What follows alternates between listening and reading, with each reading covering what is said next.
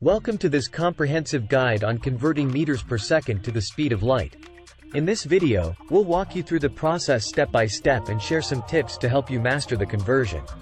First, let's define the key concepts.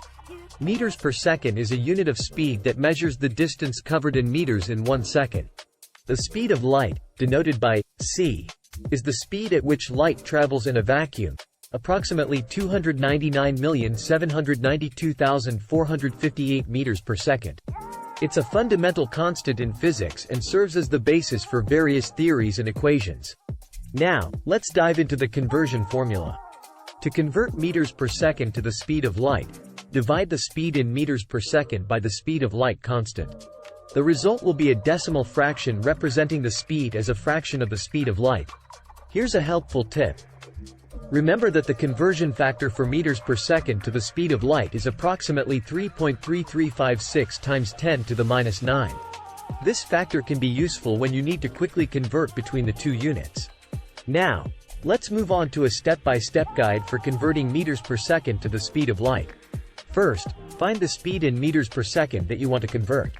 Next, divide the speed in meter per second by the speed of light constant, which is 299,792,458 meters per second.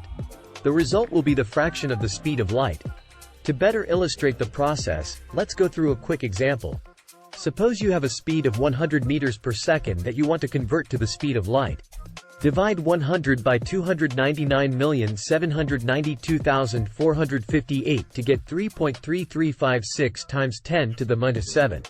This means that the speed is 3.3356 times 10 to the minus 7 times the speed of light. Understanding the concept of converting meters per second to the speed of light has practical applications in various fields, such as astronomy, physics, and engineering.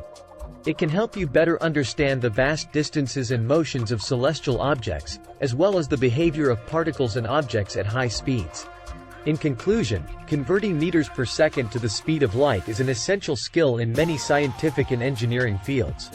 With this comprehensive guide, you're now well equipped to confidently perform the conversion and apply the concept in real-world scenarios. Thank you for watching this video on converting meters per second to the speed of light. If you found this information helpful, be sure to like, share, and subscribe for more informative content. As we wrap up this comprehensive guide on converting meters per second to the speed of light, we'd like to remind you to support our channel by clicking the subscribe button. Liking and sharing our videos helps us reach a wider audience and produce more valuable content for you. Don't forget to leave your comments or questions below, as we appreciate your feedback and love engaging with our viewers.